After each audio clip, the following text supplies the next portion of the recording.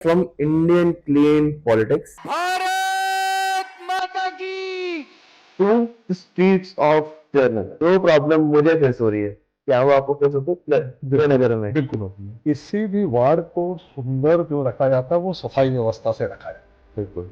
सफाई बहुत जरूरी तो ये जो मैन पावर के अगर कमी हम बात बोली, ये लास्ट भर्ती कब हुई होगी? है। लास्ट भर्ती को कम से कम 20 साल हो गए, 20 साल से भर्ती नहीं हुई है। भर्ती नहीं हुई। बीइंग अ प्लानर या प्लानर के जितने भी लोग हैं, ई रिक्शा। बिल्कुल, बहुत अच्छा आपने क्वेश्चन। मैं खुद तिलक नगर चौक पर ई रिक्शा हटाने के लिए खुद, जबकि मेरा डिपार्टमेंट नहीं है, अब यकीन करना एक तो मुझे तलवार निकाल के दिखा दी, क्यों मैं हटा रहा था, अच्छा, मतलब पड़े मेरे से। इस टाइम पे कितने % नंबर के साथ चल रहे होंगे? मेरे ख्याल से तिलक नगर के अंदर कम से कम 70% बिगड़ नंबर के चल रहे हैं पर रिक्शा। मेरे पास आपकी रिकॉर्डिंग है, 30 रुपए रोज ट्रैफिक पुलिस वालों को जाता, आपको मालूम है। ऐसे हमें और भी चाहिए होंगे नेता कि जो झूठ ना बोल पाए। मैं नहीं बोल पा। कुछ लोग आते हैं घर से रोटी जो बची हुई है उसको तोड़ के सामने मेरे पार्क में फेंक रहे होते हैं। उसके उपाय के लिए क्या किया, मैंने एक बोर्ड बनवाई। इससे मतलब समझ रहे हो कि कितनी हमारे एजुकेशन की इशू है यहाँ पे। ये कहते थे जहाँ झुग्गी वहाँ मकान, झुग्गी टूट तो गई है, मकान तो है। और रातों रात अध्यादेश ले आते हैं 100 दिन के अंदर। आज आप चुनाव करा के देख लेना, फुल मेजोरिटी से दिल्ली सरकार आएगी। इनको लगा केजरीवाल डर जाएगा।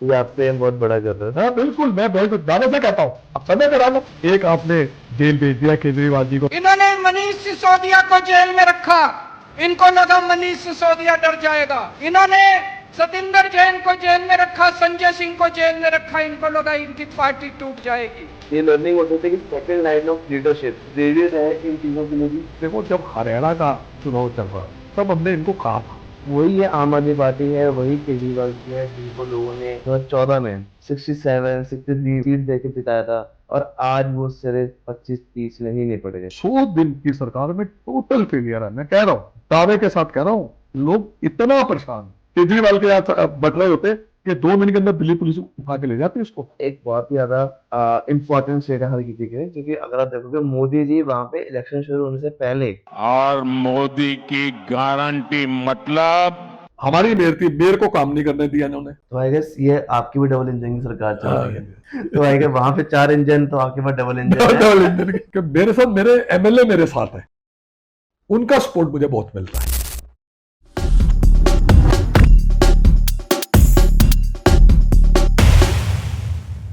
वेलकम बैक एवरीवन, सत श्री अकाल, नमस्ते मेरे सब दोस्तों को और साथियों को टू द पॉडकास्ट नंबर 19। और इस बारी हम लोग जो बात करेंगे ना यार, हम लोग बात करेंगे from Indian clean politics to the streets of Jayanagar. कि यार मैं जो जिस क्षेत्र में रह रहा हूँ ना इस टाइम पे, वहां की इश्यूज जो मुझे फेस हो रही हैं, क्या वो यहाँ काउंसलर को भी फेस होती है? तो हम लोग थोड़ा सा उसमें डीप डाइव करेंगे, और उसके लिए हमारे साथ हैं मिस्टर अशोक मानू जी। नमस्कार। नमस्कार सर, कैसे हो सर? बहुत बढ़िया, बहुत बढ़िया। तो सर, जैसे मैंने आपने सुना, मैंने ऐसे बोला कि जो प्रॉब्लम मुझे फेस हो रही है, क्या वो आपको फेस होती है नगर में? बिल्कुल होती है। तो उसमें आप इसको किस तरीके से आप सॉल्व करने में कैसे आप स्टार्ट कर रहे हो? किसी भी वार्ड को सुंदर जो रखा जाता है वो सफाई व्यवस्था से रखा जाता है। बिल्कुल, सफाई बहुत जरूरी है। एमसीडी की प्रॉब्लम क्या है, जो मैंने 2-2.5 साल में देखा, मेरा वार्ड है, उसमें 24-25 गली है। करेक्ट, ठीक है जी। कर्मचारी है मेरे पास 135। अब कैसे तिलक नगर की सफाई व्यवस्था की जा सकती है? ठीक, इतने साल से एमसीडी में है, क्या ये कर्मचारी की भर्ती क्यों नहीं कर पाते? अगर आपने सफाई व्यवस्था प्रॉपर दूध देने, तो आपको कर्मचारी तो देने पड़ेंगे, उसके बगैर सफाई व्यवस्था पूरी हो नहीं सकती। अब होता क्या है, मुझे कंप्लेंट आती है, मानू जी आज झाड़ू वाला नहीं आया, रोज झाड़ू लग रहा है, पॉसिबल नहीं है ना। मैन पावर की कमी, मेन पावर की मेन जो कमी है एमसीडी, वो मेन पावर की कमी है। तो ये जो मैन पावर की अगर हम कमी हम बात बोले, ये लास्ट भर्ती कब हुई होगी? लास्ट भर्ती को कम से कम 20 साल हो गए। 20 साल से भर्ती नहीं हुई है? भर्ती नहीं हुई, टेम्परेरी करते हैं, उसके बाद छोड़ देते हैं। वो टेम्परेरी तो आएगा नहीं आएगा? बिल्कुल है, बिल्कुल ही। कर्मचारी देखो, जब तक कर्मचारी का बाउंड नहीं करोगे काम के लिए, वो क्यों करेगा काम? करेक्ट। तो कर्मचारी काम करता नहीं, फिर उसको जरूरत भी तो क्यों है कि जब हमें नीड है तो हम अपने आप उसको देंगे। आप देखो, तिलक नगर की सफाई तभी बेटर होता है। मेरा सपना है पर कम से कम आप कर्मचारी तो मुझे दो, करेक्ट, कर्मचारी आप देते नहीं। बिल्कुल। सो एक और प्रॉब्लम जो मुझे लगता है सबसे ज्यादा, बीइंग श्रीनगर या श्रीनगर के जितने भी लोग हैं, ई रिक्शा। बिल्कुल, बहुत अच्छा आपने कुछ, मैं खुद हम्म। तिलक नगर चौक पर ई रिक्शा हटाने के लिए खुद, जबकि मेरा डिपार्टमेंट नहीं है, ट्रू। ऐसे समाज सेवक एज ए काउंसिल मेरा फर्ज बनता है कि लोगों को तकलीफ ना हो। बिल्कुल। बेसिकली ये जो काम है ये ट्रैफिक पुलिस का है। तो मतलब वो नहीं कर रहे। और सुनो, मैंने एक सुझाव दिया इनको कि मेरे से जो हेल्प की जरूरत है मैं देने को तैयार हूं। मेरे पास तिलक नगर का एक फ्लाईओवर है, हमेशा वो कूड़ा जलता है, सड़क की रात को बैठते हैं। मैंने कहा है अब ई रिक्शा को यहां शिफ्ट कर दे, 5 रिक्शा वहां से निकले, सवारी ले चले जाए, मुझे कोई रिक्शा से प्रॉब्लम नहीं है। और अब सिस्टम तो बनाएंगे ना, ई रिक्शा की पार्किंग काइंड ऑफ बन जाए। आप 5 रिक्शा अपना निकालें और सवारी ले और चले, बाकी रिक्शा फ्लाईओवर के नीचे खड़े हो जाए, मुझे कोई दिक्कत नहीं है, मैं बोर्ड लगाने को भी तैयार हूं। मेरे से कई हेल्प की जरूरत है, पर तिलक नगर को कम से कम ई रिक्शा से जाम से तो मुक्ति मिले। ट्रैफिक पुलिस को मैं कई बार लेटर लिख चुका कि बगैर नंबर के ई रिक्शा चल रहे हैं, उसमें कार्रवाई होती नहीं। बेसिकली ये ट्रैफिक पुलिस का काम है, पर हम कोशिश करते हैं, पब्लिक हमें बोलती है, हम जनप्रतिनिधि है ना, एक तभी हमारा तो कुछ हमारा फर्ज है ना बिल्कुल। तिलक नगर के वार्ड को जाम मुक्त बनाने, तो उसमें प्रयास करता हूं। कई बार तो मुझे अब यकीन करना, एक ने तो मुझे तलवार निकाल के दिखा दी ये रिक्शे वाले ने। क्यों? मैं हटा रहा था, अच्छा, वो लड़ पड़े मेरे से। मतलब ई रिक्शो की इतनी अपनी यूनिटी है कि वो काउंसलर से भी भिड़ देंगे। हाँ बिल्कुल बिल्कुल, मेरे साथ हो चुका, मैं आपको वीडियो दे दूंगा। अच्छा, मतलब दैट्स अ सरप्राइजिंग पार्ट कि एक काउंसलर भी सेफ नहीं है बिल्कुल उसके अंदर। बिल्कुल तो हमारे साथ क्या ही होगा? क्योंकि बिल्कुल। बहुत लोग हो चुके हैं जो बहुत वीडियोस हमारी वायरल हो चुकी हैं, या मैं देख चुका हूं जिसमें बिना देखे वो मोड़ देते हैं। तो बीच में आता है इनको बंद करने का भी, फिर आता है कि इनकी नंबर प्लेट होंगी, तो इस टाइम पे कितने % नंबर के साथ चल रहे होंगे? मेरे ख्याल से तिलक नगर के अंदर कम से कम 70% बिना नंबर के चल रहे हैं। और सुनो, एक गाइडलाइन के पीडब्ल्यूडी रोड पे ई रिक्शा चल नहीं सकता। आप मेरे साथ तिलक नगर चौक पे चलना, सारे पीडब्ल्यूडी रोड पे है। मैं ई रिक्शा के खिलाफ नहीं हूं, पर ई रिक्शा को सिस्टम तो बनाना पड़ेगा ना। स्टैंड होना चाहिए, गाड़ी कैसे चलनी चाहिए, कैसे मुड़नी चाहिए, जहां मर्जी जिसको आता है जहां मर्जी मुड़ जाता है। मैं कोई इसका रोजी लाइसेंस रोटी के होना खिलाफ चाहिए। नहीं हूं, हाँ, पर कम से कम सिस्टम तो बना दो। क्योंकि कमर्शियल गाड़ियों को देखो तो कमर्शियल गाड़ियों के लिए तो बहुत स्ट्रिक्टनेस है। उनको तो वो शायद एक रेड लाइट भी टाप दे तो सीधा पुलिस पकड़ लेगी। यहाँ तो पुलिस खड़ी होती है, और मेरे को लगता है नहीं आधों के पास लाइसेंस भी होंगे। बिल्कुल नहीं है, बिल्कुल लाइसेंस है ही नहीं, और ट्रैफिक पुलिस चेक भी नहीं करती। क्या इनका सिस्टम बना हुआ है, मुझे तो समझ से बाहर है। सिस्टम तो सबके बंधे हैं, अब ये समझ नहीं आ रहा है कि सिस्टम बंधा क्या हुआ है। बना हुआ है सिस्टम, जो मुझे जानकारी है, मैं आपको एक वीडियो दे दूंगा। पर रिक्शा मेरे पास आपकी रिकॉर्डिंग है, 30 रुपए रोज ट्रैफिक पुलिस वालों को जाता, आपको मालूम है। मैं ऑन रिकॉर्ड, एक सरदार जी ने जब मैं चौक पे रिक्शा हटवा रहा था, तो क्या मानू जी 30 रुपए हम ट्रैफिक वाले को देते हैं। वही लेते बताओ, 30 रुपए 30 रुपए पर रिक्शा। और सुनो, मैं आपको एक नई कहानी बताता हूं, मुझे जो उन्होंने बताया, मैं फैक्ट उनकी बात बता रहा हूं आपको, जो मुझे वहां सरदार जी मिले। कहता मानो जी हमारे को ना एक स्टिकर मिल जाता है 500 रुपए का। अच्छा, 500 रुपए हम देते हैं, और एक स्टिकर मिलता है, स्टिकर ई रिक्शा पे लगा दो, कोई चलान नहीं होता, कोई कुछ नहीं, जहां मर्जी चलाओ। 500 रुपए महीने का एक आपको स्टिकर मिलेगा पे तो चिपकाने के लिए। मतलब कोड वर्ड है, सिस्टम आप कह रहे जो सिस्टम बंधा हुआ है वो सिस्टम ये है। ये सिस्टम है इनका, कमाल है। मतलब ये पूरा वेल प्लान्ड सिस्टम बना रखा है। पूरी दिल्ली को ई रिक्शा भ्रष्टाचार से बिल्कुल कट कर रखा है। सो अगर हम बात करें 100 दिन आजकल हमारे चल रहे हैं सीएम साहब के, है ना, तो आई गेस सबसे बड़ा जो मुद्दा उस टाइम में उन्होंने उठाया था इलेक्शन है, वो था ई रिक्शा। तो ये, और आप कह रहे हैं यहाँ पर तो इनका पूरा सिस्टम बना पड़ा है। बिल्कुल, आप आके खुद ना सर्वे करें। आप, मैं चौक के दिन आपको चौक पे लूंगा, मेरे पास वीडियो है, फेसबुक मेरा लाइव पे भी देख लेना। मैंने कई बार ई रिक्शा लोगों को कहा, मैंने कहा आप 3 यूनियन है तिलक नगर के अंदर, एक तिलक बिहार, एक ख्याला की, एक चंदर बिहार की, 3 यूनियन में कई बार यूनियन को बुलाया, जबकि डिपार्टमेंट मेरा नहीं है, पर जनता तो मेरी है ना, सफर तो करती है। कहते हैं एमसीडी काम नहीं करती, एमसीडी रिक्शा नहीं उठाती है, तो ट्रैफिक पुलिस का काम। मैंने कई बार कहा यार, मैंने उनके हाथ जोड़े, आप चलाओ यार, मैं आपकी रोजी रोटी पे नहीं जाना चाहता, आप रोजी रोटी कमाओ, और यार इस तरह का सिस्टम तो बना दो, आप फ्लाईओवर के नीचे चले जाओ, 5 रिक्शे लाओ, सवारी लो और चले जाओ। बिल्कुल सही बात। यही सोल्यूशन है ना। ना किसी आप को करो, काम भी करो, मुझे कोई इतराज नहीं है। क्योंकि अगर मैं शाम की बात करूं, सैटरडे चलो नहीं बात करते, मैं सिर्फ बात करूं वीकडेज की, ये तो आपको पता ही है हमारे यहाँ पे छोटे साहबजादों में ट्रैफिक कितना होता है उस टाइम पे। उस दिन भी उनकी लाइन जो शुरू होती है कम से कम 1 किलोमीटर की होती है, दोनों तरफ, मेट्रो के दोनों तरफ, तो पूरा ट्रैफिक जाम तो शाम को रहता ही बिल्कुल। है। देखो लोकतंत्र है, हम्म, ये लोकतांत्रिक देश है, आप लोगों से लोग कर फैसले ले। सरकार दिल्ली में हमारी बनी एमसीडी की, हमें मैंडेट मिला ना करेक्ट, एमसीडी में, मिला, और लास्ट में क्या किया इन्होंने, पलटा दिया। मैंडेट हमारे को मिल रहा है, क्यों? हमारे टाइम पे जब हमारी मेयर थी, मेयर को काम नहीं करने दिया इन्होंने, अधिकारी को बोला, क्यों? कमिश्नर जो अपॉइंट होता है वो होम मिनिस्ट्री करती है। अच्छा, भाई चुन के हम आए, पब्लिक की सुनने हमें पड़ती है, अगर चाहे वो सफाई की हो, चाहे वो पार्कों की हो, अधिकारी अब अपने मर्जी से हमें दे देते हैं आप। और जब हमारी एमसीडी में सरकार थी, किसी अधिकारी को काम नहीं करने दिया, हमें फंड नहीं दिया इन्होंने। बल्कि तो उल्टा बोलते हैं कि केजरीवाल सरकार ने एमसीडी को फंड नहीं देती। नहीं, हमें फंड नहीं दिया इन्होंने। अच्छा, हाँ बिल्कुल, 2.5 साल में हमें फंड ही नहीं दिया।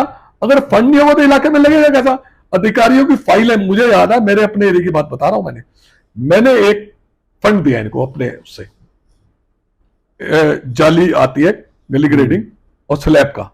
अब यकीन करना 1.5 साल तक वो फंड पास होकर नहीं, जाली और स्लैब पास होकर नहीं आई। एक पार्क है मेरे यहां, 12 लाख का पार्क, 1.5 साल हो गया उस ठेकेदार को, वो पार्क कंप्लीट नहीं कर पाया। अधिकारियों पे इतना प्रेशर रहता है, इतना कि इनके काम नहीं करने आपने, और ये मैसेज देने की कोशिश करते कि बीजेपी आएगी तो काम हो जाएगा। तो होगा जब अधिकारी आपसे डरेंगे, आप ही का काम है। हमारे टाइम पे अधिकारी हमारा काम नहीं करते क्योंकि ऊपर से प्रेशर है उनपे, होम मिनिस्ट्री उनके पास है, सीबीआई उनके पास है, ईडी उनके पास है, सब कुछ उनके पास है। तो ये नीचे मैसेज देने की, हम तो तानाशाही से अपनी सरकार बना लेंगे, जैसा मर्जी तुमको। हाँ जैसा मर्जी बना ले। सो आई गेस ये तो आपने वो चीजें बोल दी है जो काफी कंट्रोवर्शियल भी है, मतलब मैं तो उसको सही बोलूंगा कि हाँ, क्योंकि सच्चाई है। कंट्रोवर्शियल इसलिए क्योंकि सच्चाई भी सच्चाई है, सच्चाई भी है, सच्चाई है, बिल्कुल सच्चाई है। मुझे ठीक बताओ, एज अ काउंसलर आपका दिनचर्या शुरू कैसे होता है और खत्म कैसे होता है?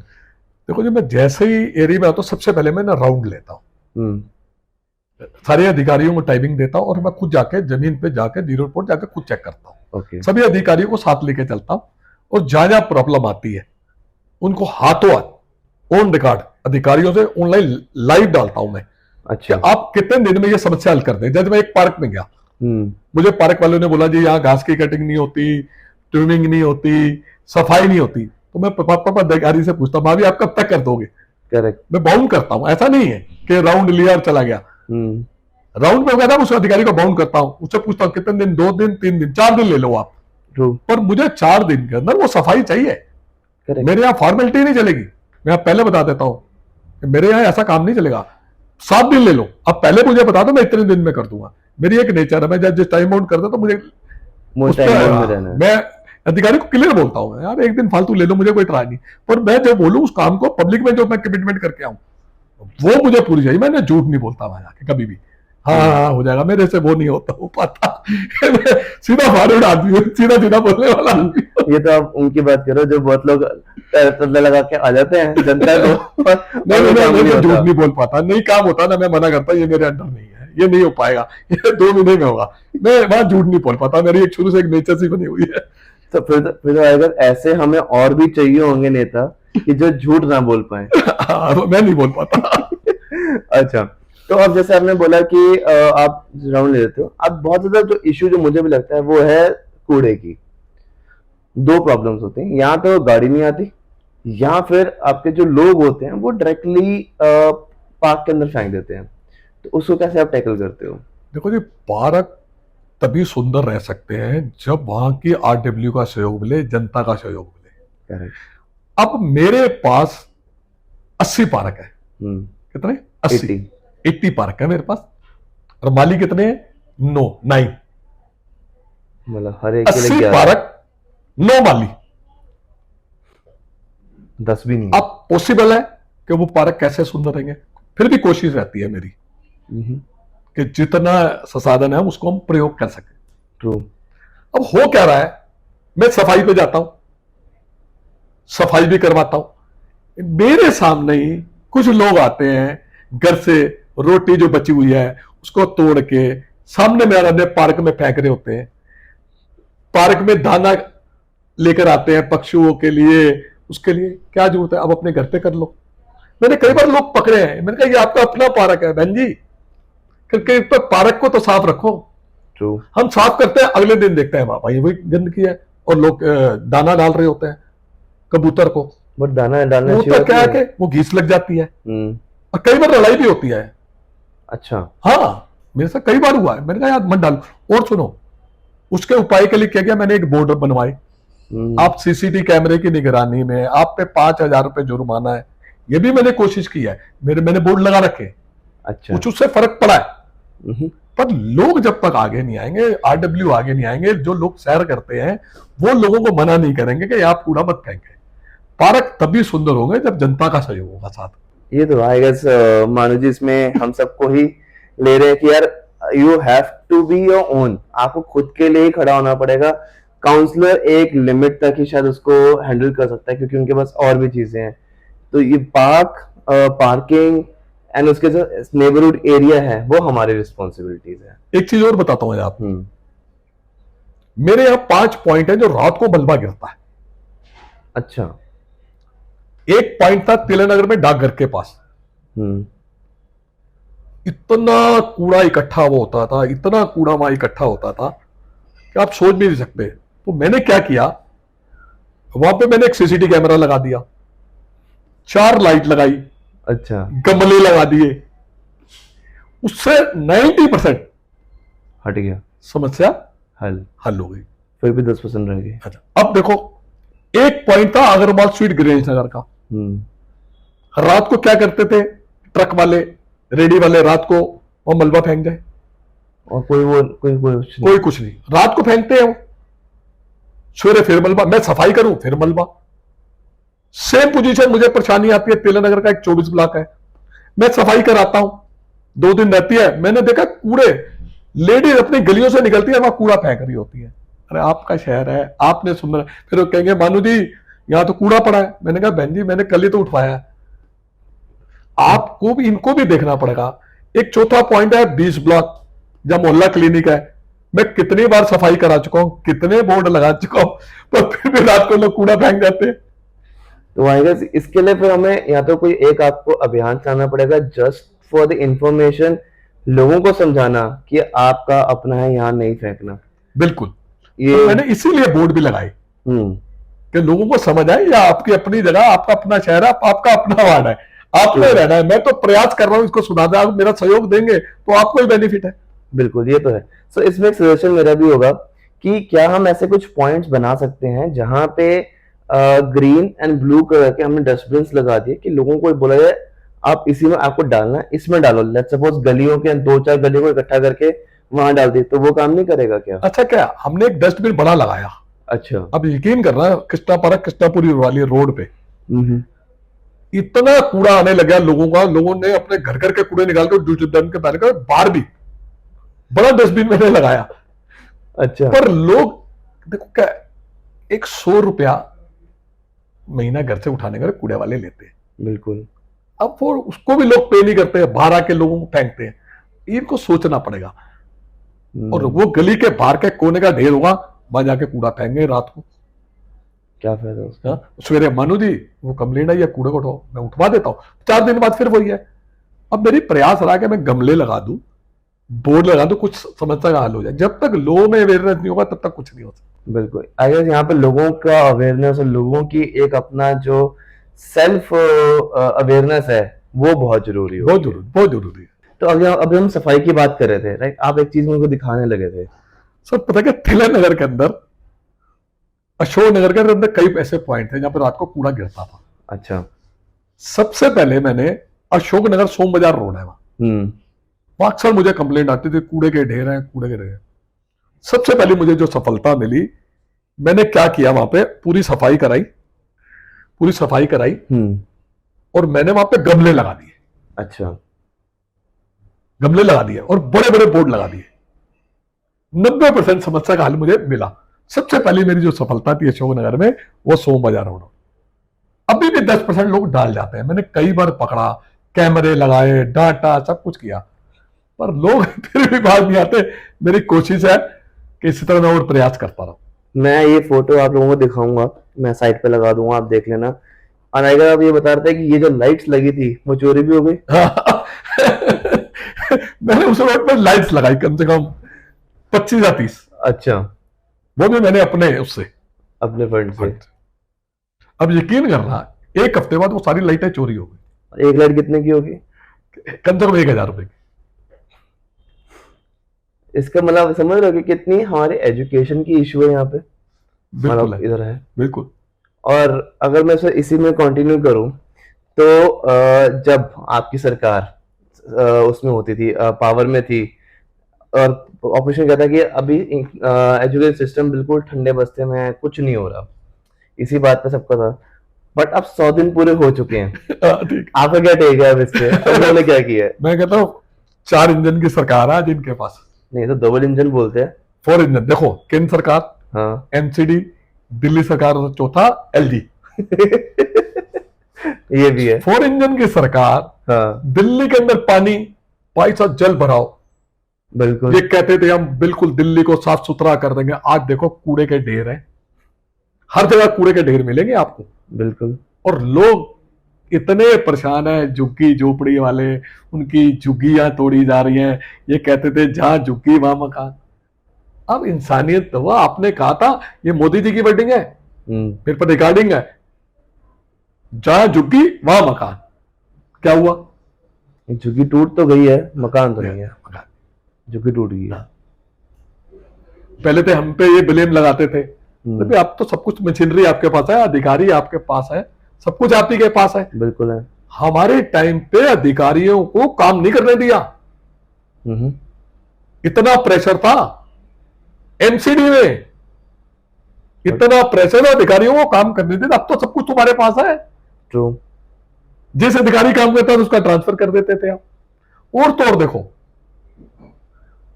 दिल्ली सरकार, सुप्रीम कोर्ट से फैसला आता है कि जितनी ट्रांसफर पोस्टिंग है वो हमारे हक में आती है, और रातों रात अध्यादेश ले आते हैं।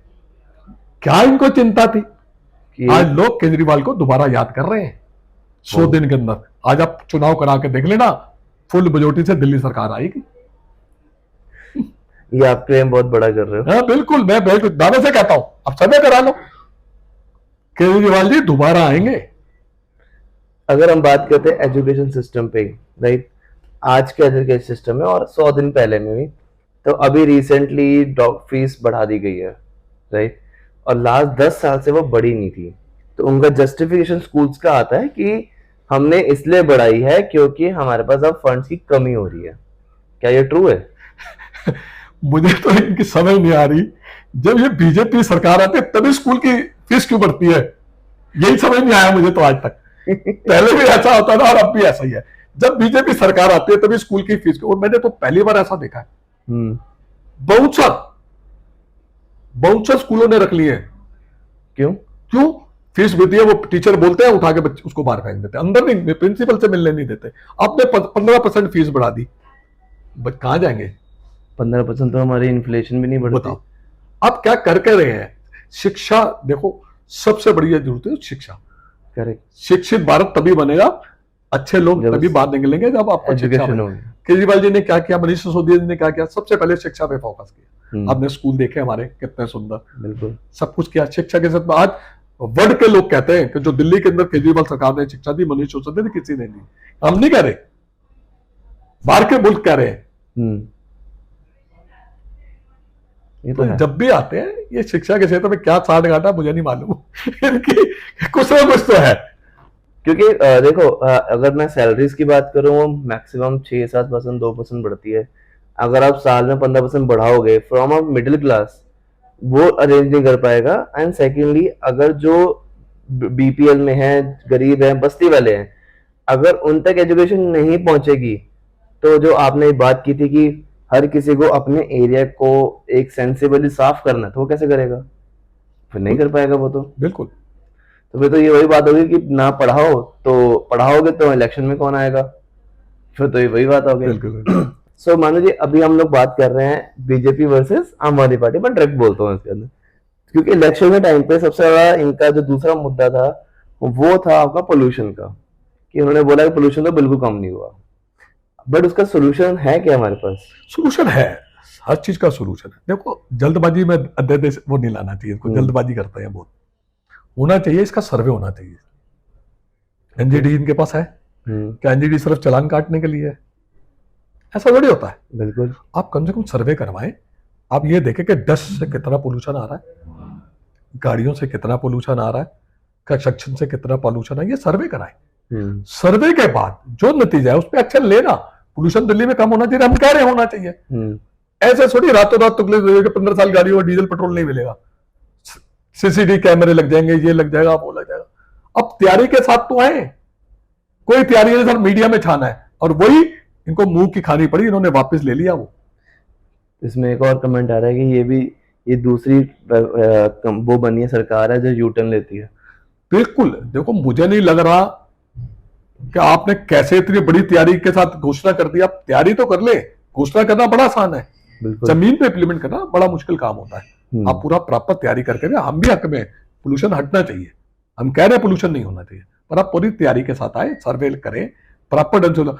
अब वो आर्टिफिशियल बारिश की बात कर रहे थे, जिन दिनों में बारिश हो रही है आप उसी दिन का कह रहे हैं कि हो जाएगा, ये क्या मतलब? आपकी कुछ तैयारी नहीं है, जो मर्जी बोल देते हैं आप। तो ये तो आर्टिफिशियल रेन तो केजरीवाल जी ने भी कहा था, तब सबने इनको क्रिटिसाइज किया था। हमने जो कहा ना करके दिखाया, इनकी तरह बैक नहीं मारी हमने। हर जो फार्मूला तो उस पर बैक मार जाते हैं आजकल।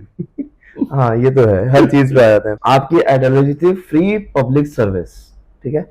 सो आज के टाइम पे आपकी सरकार तो बाहर है, पहले आपने फ्री काफी सब लोगों ने कहा था फ्री में बांट रहे। आज आपका क्या स्टैंड है इसके? क्या फ्री होना चाहिए, या उसके लिए जो कॉस्ट लग रही है, या कहीं और से हम अर्निंग कर सकते हैं और उनको फ्री दे सकते हैं पब्लिक को? देखो जो जरूरतमंद लोग हैं उनको तो होना चाहिए। जो बेचारे मजदूरी करके 8-10 हजार रुपए महीना कमाते हैं, वो कैसे पॉसिबल है कि वो पानी का बिल भी बेचारे दे पाएंगे, कैसे बिजली का बिल भी दे पाएंगे? देखो होना चाहिए, सबके लिए ना हो, लो ड्यूटी लाइन वाले उनके लिए तो होना चाहिए। बिल्कुल, उनके लिए होना चाहिए। बिल्कुल होना चाहिए। तो जैसे भी पब्लिक टॉयलेट के हम देखते हैं कि बहुत सारे पब्लिक टॉयलेट बंद पड़े हुए, क्यों? ये भी तो आप यकीन करें, मैं निगम पार्षद हूं तिलनगर का, स्कीम पास होती है सिविक सेंटर से, हमसे पूछा भी नहीं जाता। अच्छा।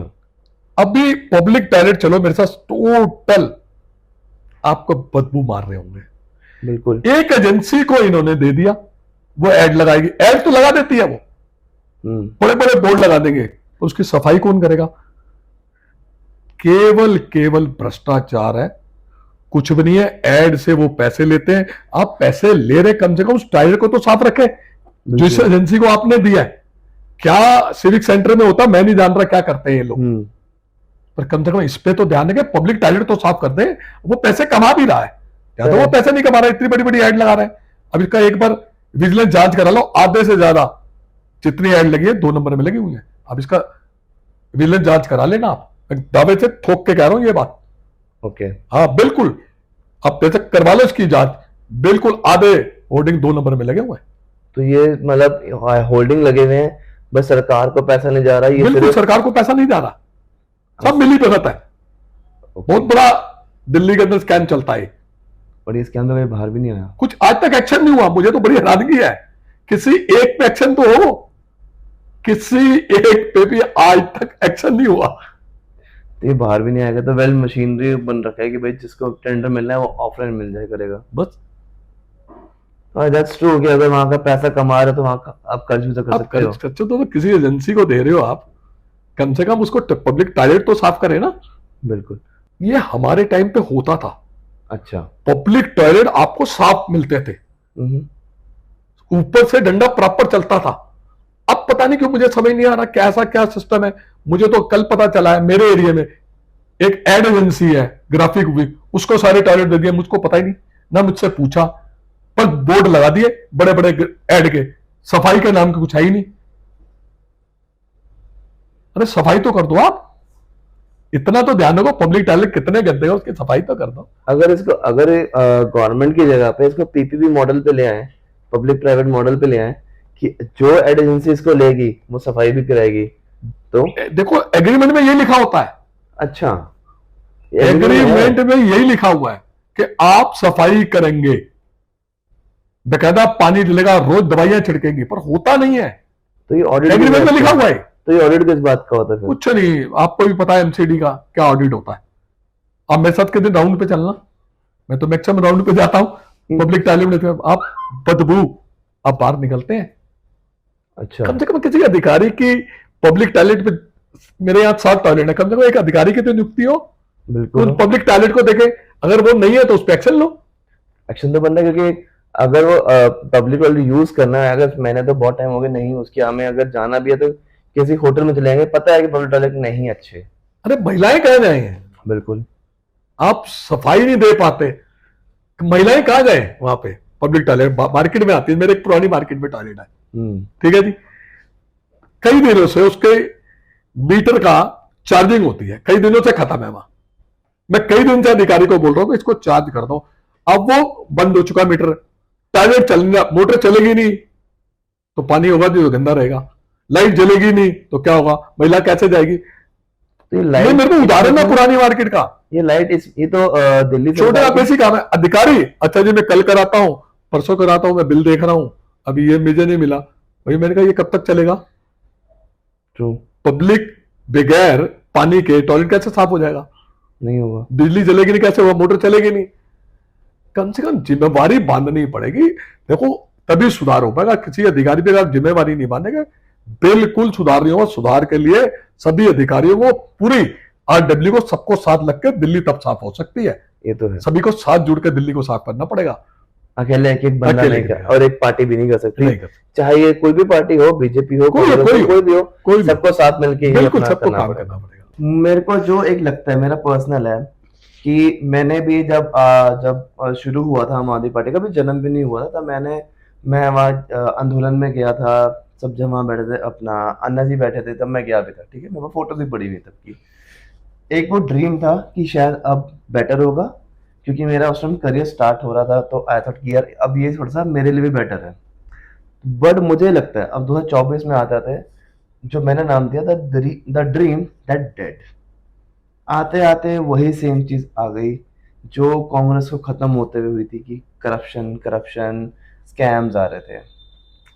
अब ये तो आप बताओगे कितना एक्चुअल है कितना नहीं है। तो पहला जो मुझे लगता है स्कैम है वो है लीकर स्कैम। क्या वो एक्चुअली हुआ कि नहीं? आपको कई पैसे मिले, मुझे कोई नहीं पता मिला। कई बरामदी हुई, नहीं, कहीं नहीं हुई, नहीं हुई। किस लिए, ये सब मीडिया की देन थी। ओके। अगर कुछ किया होता, हम्म, मैंने कोई चीज की होगी, कहीं से कहीं पैसे कहीं से भी आए होंगे, उसकी जमीन खरीदी होगी, हम्म, ज्यादा पैसा जो प्रॉपर्टी में लगता है ना, बिल्कुल। आप 1 रुपए की रिकवरी नहीं हुई, किसी बैंक में पैसे नहीं मिले, कोई प्रॉपर्टी की कोई रिकवरी नहीं हुई, आप कैसे इसको स्कैम कर सकते हैं। ये एक मीडिया का जाल बिछाया हुआ था। हम्म। तो अब इसमें बोला जाता है कि जो 100 करोड़ का जो नंबर है, मीडिया का नंबर है, 100 करोड़ का घपला हुआ, कि 100 करोड़ जो जितने भी हमारे लीकर्स के स्टोर के ओनर थे, उन्होंने 100 करोड़ रुपए दिया उसको, केजरीवाल जी को, और सेम अपना सिसोदिया जी को दिया। अब जो लास्ट मीडिया में रिपोर्ट्स आई, सीबीआई ने जमा कराई है कि भाई उन्होंने दिए हैं बट केजरीवाल तक नहीं पहुंचे, ये उन्होंने बोला है। सर कहीं साबित तो हो किसी के पास, 1 रुपया तो मिले, सिंगल रुपया बता दो इन्होंने पकड़ाओ। हाँ, नहीं है। आप कहीं से कुछ बरामदगी तो दिखाओ। अरे ईडी आपके पास, सीबीआई पास, पूरी मशीनरी आपके पास है, आप तो कहीं से भी खोद के कुछ चीजें निकाल सकते हैं, बिल्कुल निकाल सकते हैं। सारे डिपार्टमेंट आपके पास, तब भी आप 1 रुपया नहीं बट कोई शो कर पाए। आपको लगता नहीं इसका जो खामियाजा है वो आपको देना पड़ा दिल्ली हार के? हाँ देखो, देना पड़ा। आप पब्लिक में जैसे आपकी इमेज बन जाती है, जिस तरह देखो मीडिया आपकी डेट में आपको मालूम है वन साइड चल रहा है, ट्रू। इसमें कोई छुपा नहीं है। मीडिया ने एक ऐसी भूमिका बनाई कि जैसे कितना बड़ा एकस पिछा, आज यूपी में वहां पे भी मिल रही थी, वहां पे तो एक्शन नहीं है। नहीं। क्यों? क्योंकि वहां आपकी अपनी सरकार है। हाँ, आप समझ सकते हैं। ये तो माना जाएगा कि हाँ ये तो वहां पे है। चाहे हरियाणा में मिल रही है, हरियाणा में कहीं सस्ती मिलती है, तो वहां पे तो कोई कुछ नहीं बोलता इसमें तो। कोई नहीं बोला। देखो रेवेन्यू आ रहा था दिल्ली में, मुझे लग रहा है कि ये भी एक साजिश थी। अच्छा। लोग पहले गुड़गांव। गुड़गांव हरियाणा जाते थे करेक्ट। और वहां से अब लेकिन इलीगल शराब आती थी दिल्ली के अंदर, अभी भी आ रही है। ठीक है। और जो जितने सासी हैं सब 2 नंबर की शराब बिकती थी और नकली शराब बिकती थी। केजरीवाल जी ने रेवेन्यू बढ़ाने के लिए कि लोग वहां ना जाए, दिल्ली का माल दिल्ली से ही खरीदे ना, ट्रू। रेवेन्यू के लिए ना। अब मुझे लग रहा है क्या साजिश इन्होंने रची, हरियाणा वालों ने जब पर क्या लॉबी थी जिन्होंने ये साजिश रची गई। तो आप ये कह रहे तो वो 100 करोड़, मैं इसमें एक चीज बोल सकता हूँ कि 100 करोड़ जो नंबर फ्रॉड का बोला गया है वो फ्रॉड नहीं है, वो रेवेन्यू था। देखो हो सकता है ये रेवेन्यू सीधा मिला नहीं उनको कुछ भी, वो सीधा ही अकाउंट्स में गया हो। ये सर देखो, ये तो एलजी साहब ना दिल्ली को चलने नहीं देना चाहते थे। अच्छा। कोई भी काम हो एलजी साहब का रोड़ा आ जाता था। एलजी साहब चाहते थे ये बदनाम हो और ये बाहर हो। ट्रू। सीधी सी बात। आज भी तो एलजी है ना। आज अब उनका नाम नहीं आता। अब क्यों नहीं नाम आता उनका? क्रेडिट लेने खुद पहुंच जाते हैं। मैं अभी पीछे एक वीडियो देख रहा था। अच्छा। बड़ी मजेदार वीडियो मुझे नजर आई। जो हमने कूड़े के पहाड़ कम किए और बैम्बूस के बड़े बड़े पेड़ लगाए वहां पे, और हमारे वहां लोग गए उसका उद्घाटन करने, अगले दिन एलजी साहब सीएम को लेके वहां पहुंच जाते हैं।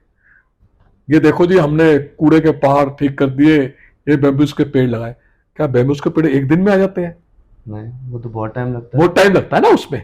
बिल्कुल। कितना सफेद झूठ बोले, उसका क्रेडिट खुद लेना चाह रहे हैं। किया किसने? दिल्ली सरकार, केजरीवाल सरकार ने बैम्बूस लगाए। 2 साल उसको लगे, आज कह रहे हैं हमने देखो कर दिया। काम किसी और का, काम किसका? नाम क्रेडिट किसी खुद और लेने का। की कोशिश कर। अब इसमें अगर दूसरी पॉलिसी, अगर मैं दूसरा पॉलिसी बोलूं या स्कैम बोलूं, तो ये मीडिया के हिसाब से है। आपकी दूसरी है वो हेल्थ केयर स्कैम।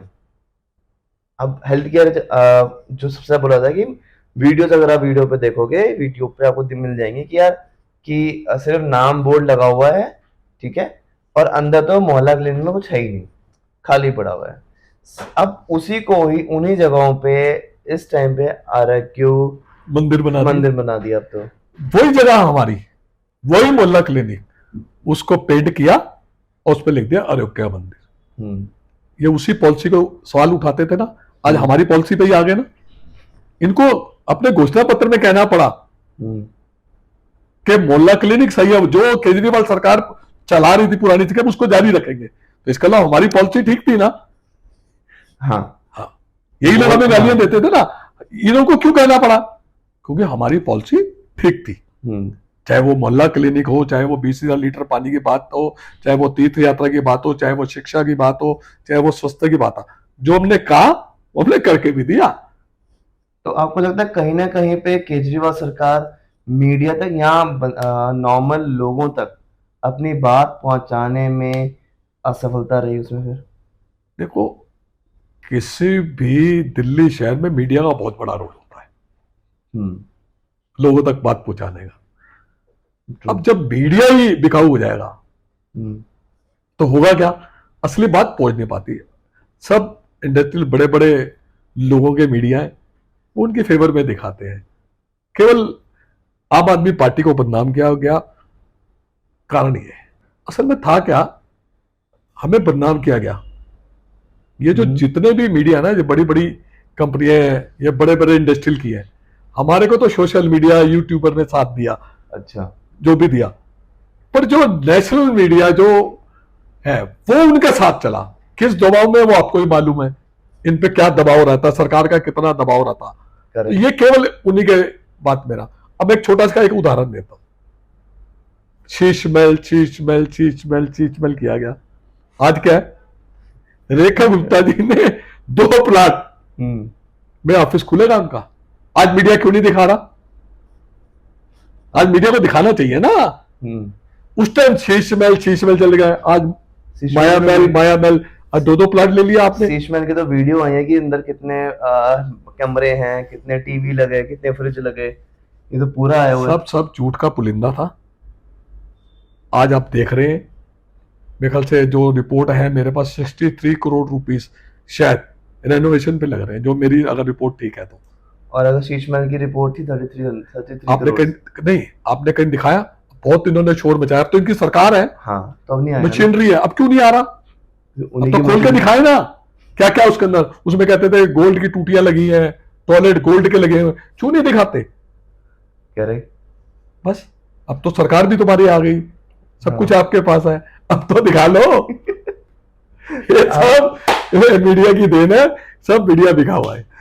तो अब इसमें एक और आता है स्कैम के ऊपर, मुझे लगता है वो है आपका इलेक्ट्रिक बस स्कैम।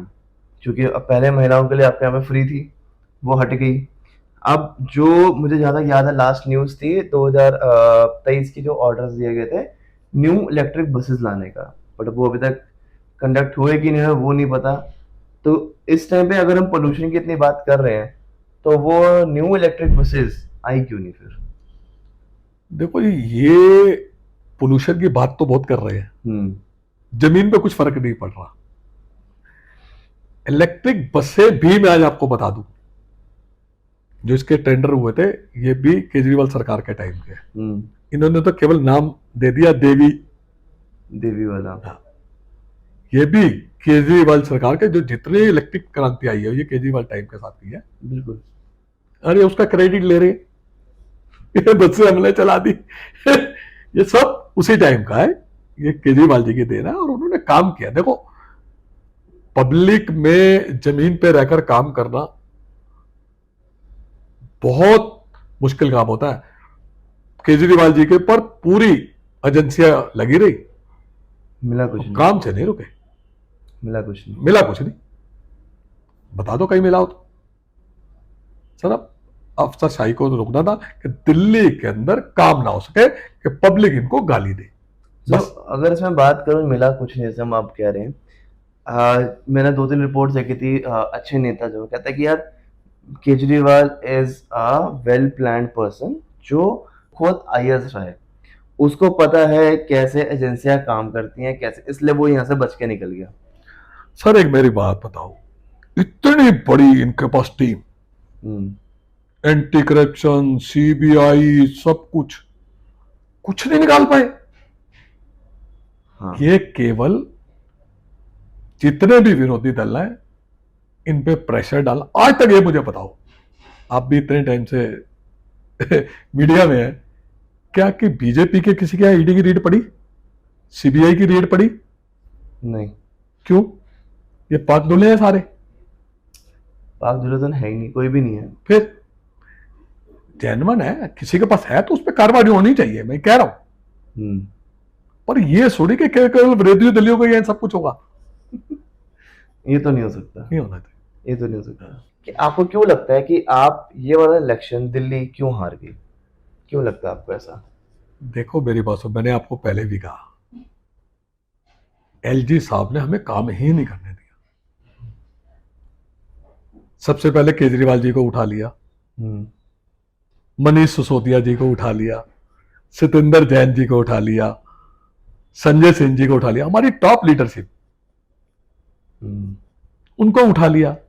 उन पे झूठे केस डाले गए, अधिकारियों को धमकाया गया कि आपने काम नहीं करना। अच्छा। रोज नई प्रॉब्लम क्रिएट करते थे।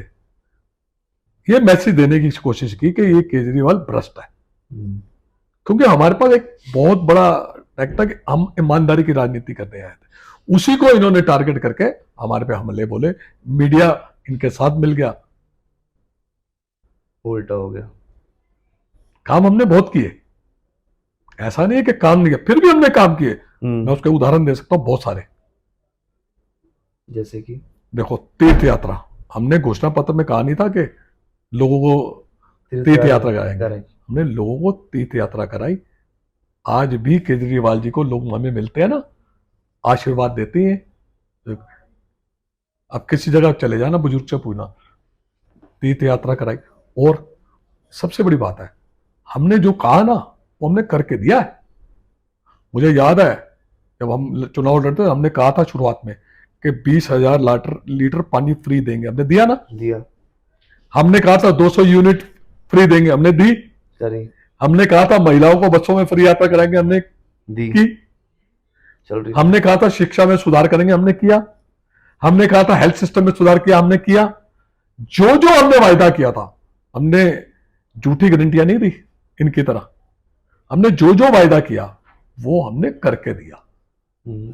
तो अभी जो बोला जाता है कि जितने भी आपने फ्री सब्सिडीज दी हैं, अब उसका कर्जा बीजेपी गवर्नमेंट दे रही है, क्या ट्रू है? नहीं नहीं नहीं नहीं, आज भी प्रॉफिट में है। अच्छा। हाँ, नीयत साफ हो, फंड की कोई कमी नहीं होती। मैं तो ये बात जानता हूं। और हमारे टाइम पे फंड की कमी नहीं थी, केवल अधिकारियों पे रोक लगाई थी कि आपने इनकी फाइलें पास नहीं करनी, फाइलों को रोक के रखना है।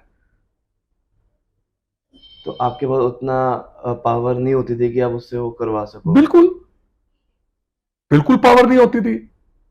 एलजी इनका था, रोज फाइल, मुझे याद है वो सीसीटीवी कैमरे की फाइल पास होनी थी, एलजी साहब ने रोक के रख ली।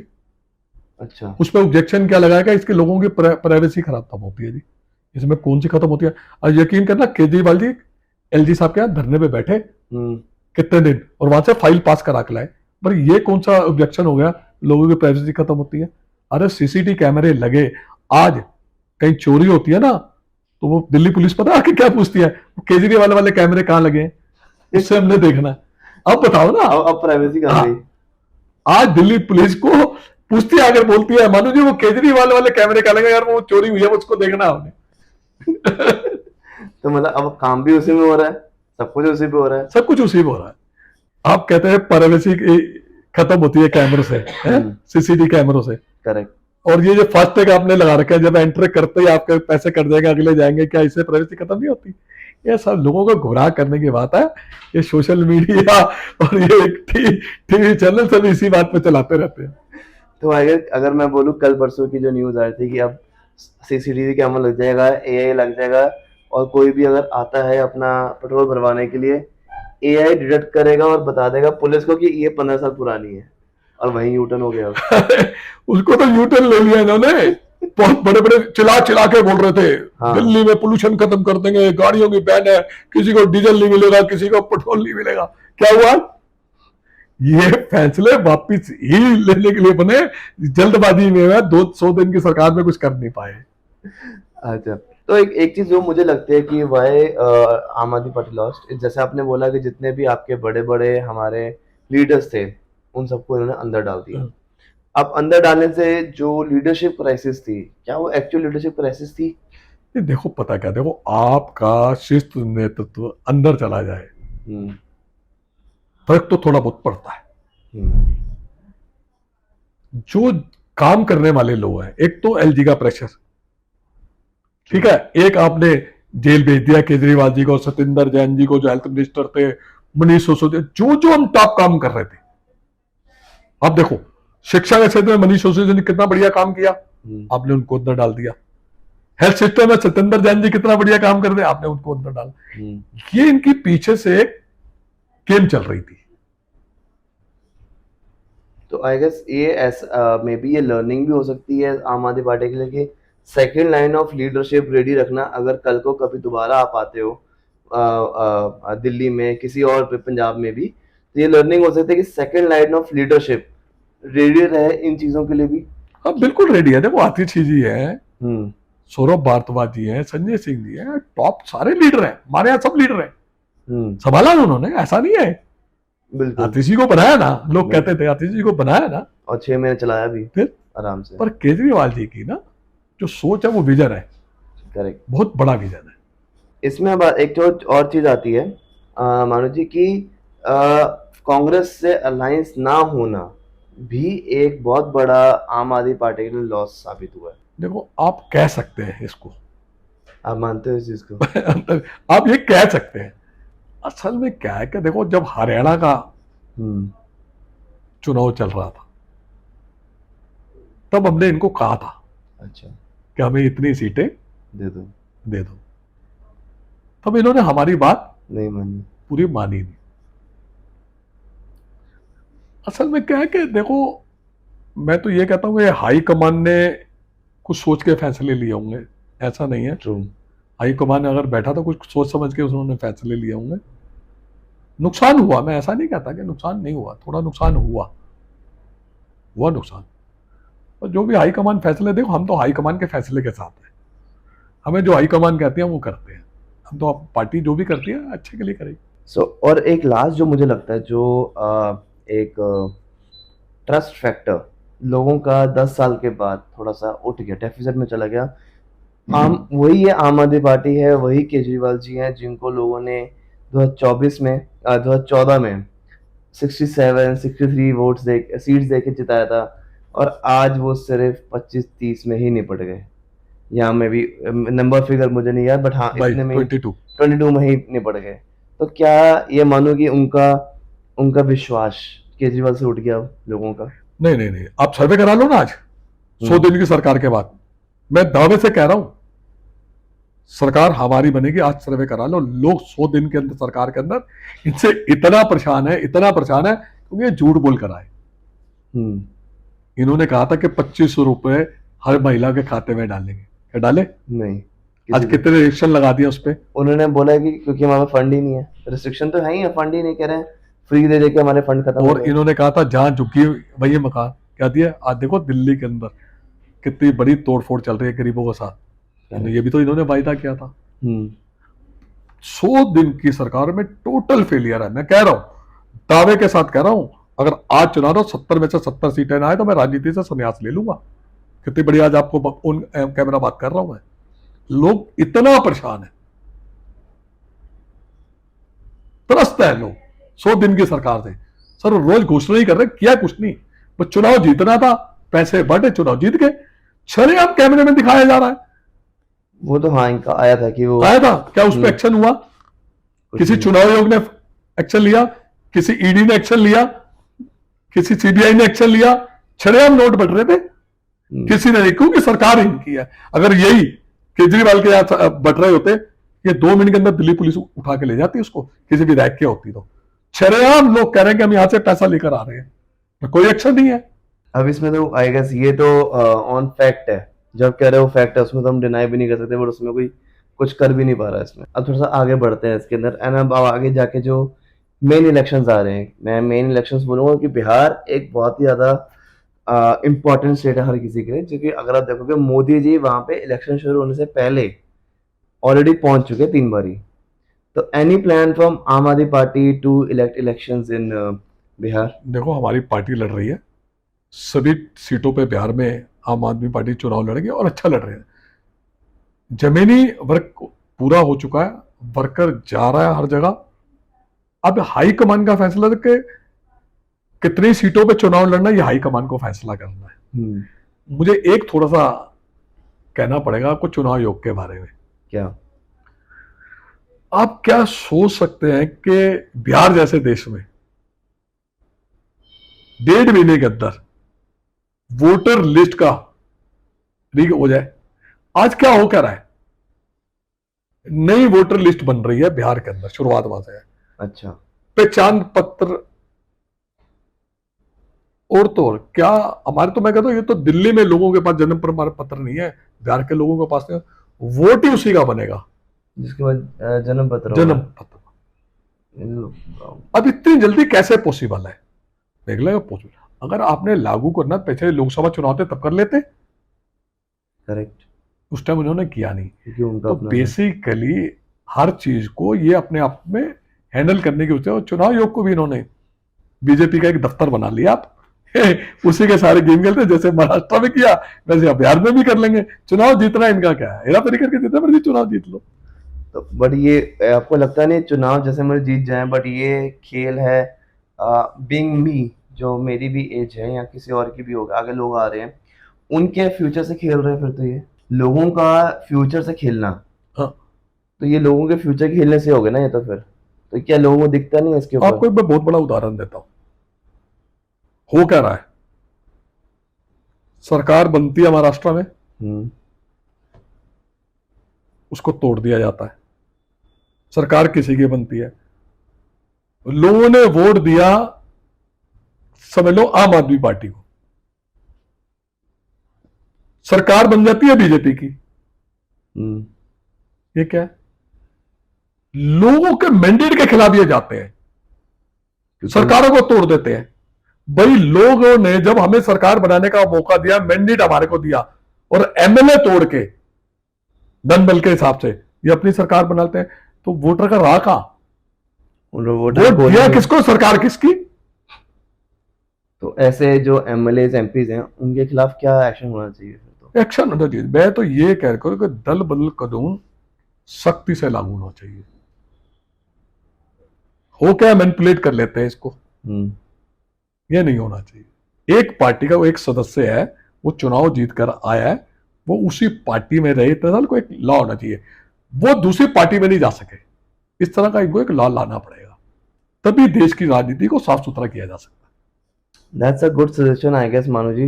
एंड अगर इस व्यूअर्स में से कोई मेरा व्यूअर्स में से इलेक्शन कमीशन में है, तो आई वुड रिक्वेस्ट यू कि इस चीज़ को आप एक बार जरूर कंसीडर करना, क्योंकि ये एग्जांपल जो मानू जी ने दिया है ना, ये ऐसा है जो एक्चुअल फैक्ट हो रहा है, और ये एक सिटी में, दो सिटी में, दो स्टेट में नहीं है, ये बहुत सिटीज में हो चुका है, बहुत में हुआ है। तो रादर देन गवर्नमेंट को खेलने की जगह पे ना हमारे फ्यूचर को बनाने में काम करना चाहिए। इसमें मैं आपसे क्योंकि आप मानो जी आप बहुत एक इम्पोर्टेंट टाइम के अंदर आप एक्टिव भी थे, आप सरकार में भी थे, वो था हमारा कोविड का, विच अनफॉर्चुनेटली बहुत ही ऐसा टाइम था कि हर कोई खुश भी नहीं था, ठीक है ना, उसमें बहुत प्रॉब्लम्स थे। तो how was your experience in the covid time for Tilak? आज मैं जो इस कुर्सी पे बैठा हूं, जिस जनता की वजह से, देखो सब जनता ने मुझे बिठाया, मैं तो किसी काबिल था नहीं। कोविड के दौरान मेरे पास एक इलेक्ट्रिक गाड़ी मैंने परचेज की, नेक्सॉन टाटा की। उस गाड़ी को मैंने लोगों को वैक्सीन लगवाई।